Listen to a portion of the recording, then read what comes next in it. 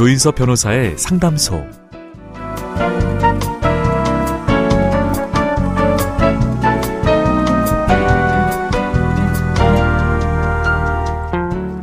어서 오세요. 기다리고 있었습니다.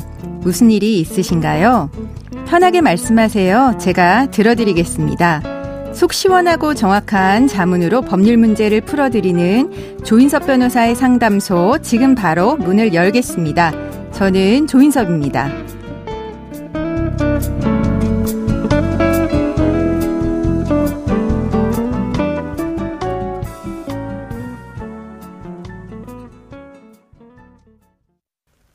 고민이 있을 땐 언제든 문을 두드려주세요. 당신을 위한 로하우스 조담소, 류현주 변호사와 함께합니다. 안녕하세요. 네, 안녕하세요. 법무법인 신세계로의 류현주 변호사입니다. 네, 오늘은 어떤 고민이 기다리고 있는지 먼저 사연부터 알아보겠습니다.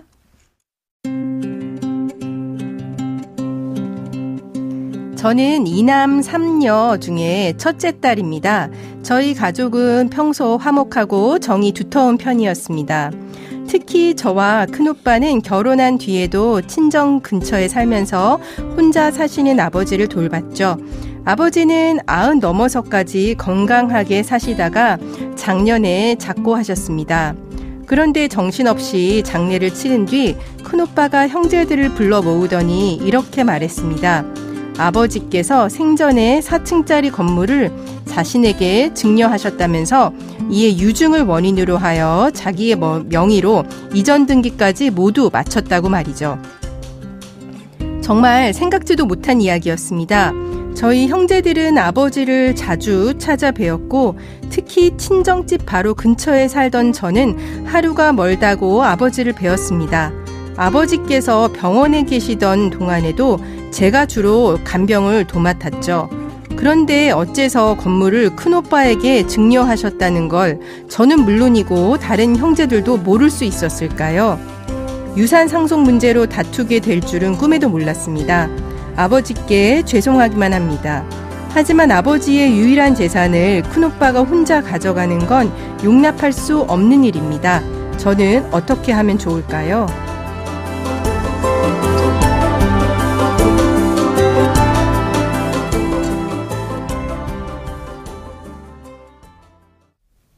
네, 사연자분 입장에서는 굉장히 황망하셨을 것 같습니다.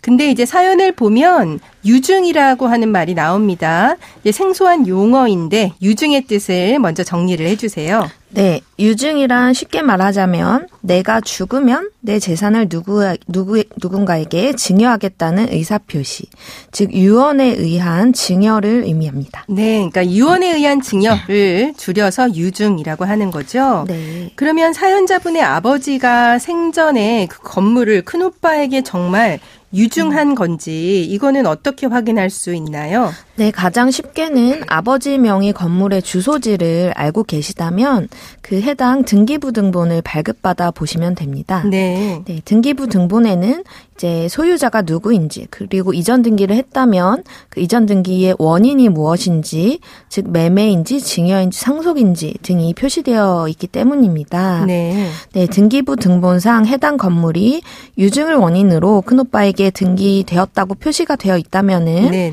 이거는 큰오빠가 등기소에 신청을 할 때 유증이 있었다는 사실을 증명할 만한 서류를 함께 제출했다는 이야기가 되거든요. 네.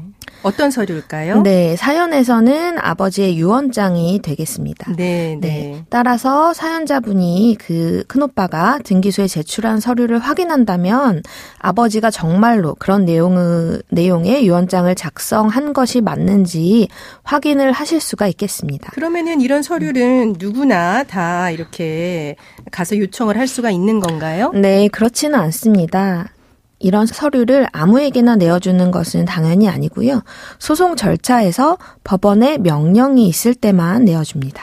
네, 그러면 이제 그 유증이 맞다라고 할 때 그러면은 다른 형제들은 아버지의 건물에 대해서 아무것도 주장할 수가 없는 걸까요? 네, 그렇지는 않습니다. 앞서 설명드린 바와 같이 아버지의 유언장을 확보하시려면 일단 큰오빠를 상대로 소송을 하셔야 되는데요. 네. 사연자분의 경우에는 유언 무효에 기한 소유권 이전 등기 말소 소송을 제기하시면 되겠습니다. 네, 먼저 이제 유언이 무효다라고 주장을 네. 하는 거겠죠? 네, 맞습니다. 그리고 이 소송에서 유언이 무효라는 사실을 밝히려면 유언을 할 당시에 아버지께서 이제 뭐 치매 등의 사유로 의사 능력이 없었다든지 네, 오랜 기간 투병을 하셨으니까요. 네, 맞습니다. 네. 혹은 유언장의 필체가 아버지의 필체와 다르다는 등의 사정을 입증하셔야 합니다. 자필이 아니라고 하는 거는 아무래도 필적 감정 이런 절차를 거쳐야 되겠네요. 네, 맞습니다. 네, 근데 이제 유언 무효 이제 소송을 해서 의사 능력이 없다, 자필이 아니다 이렇게 주장을 했는데 의사 능력이 없지 않았다.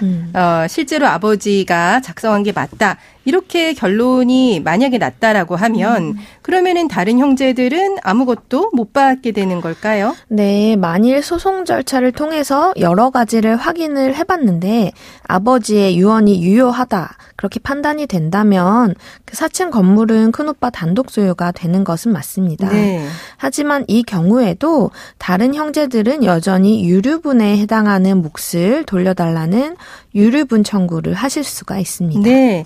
그러면 유류분 청구는 뭔지 설명해 주세요.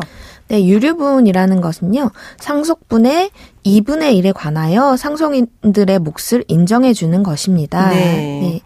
그 유류분은 원물 반환이 원칙인데요. 예를 들어서 상속 재산이 부동산인 경우에는 그 유류분에 해당하는 지분만큼을 이전받는 형식이 되는 겁니다. 네.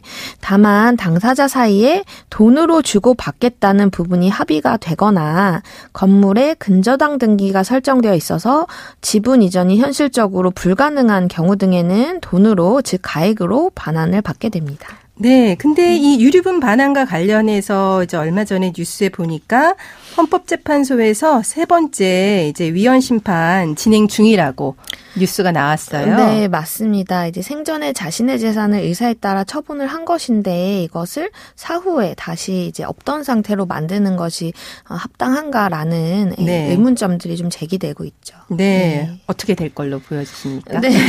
제가 잘은 모르겠는데 네. 그 헌재에 이 사건이 올라간 지가 좀 됐습니다. 네, 맞습니다. 한 1년, 2년 전까지만 해도 헌재의 사건이 지금 계류 중이라는 이유로 유류분 소송들을 진행을 좀 안 하셨거든요. 네, 법원에서. 네. 뭐 기일 변론 절차를 이제 연기하든지 이제 진행하지 않는 상태로 좀 두셨는데 네.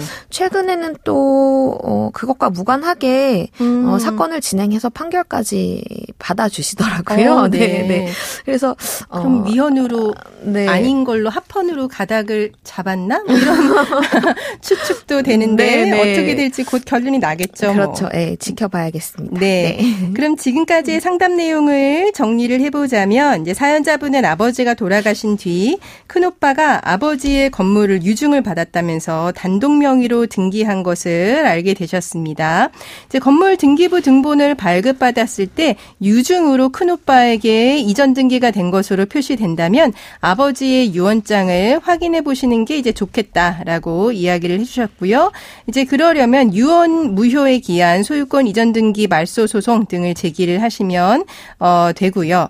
소송 절차를 통해서 아버지의 유증이 유효하다고 판단이 된다면 건물은 큰오빠의 단독 소유가 되는데 하지만 이런 경우에는 다른 형제분들이 아무것도 받을 수 없는 건 아니고 유류분 반환 청구 소송을 통해서 본인들의 유류분 청구를 할 수 있다는 것도 알려주셨습니다.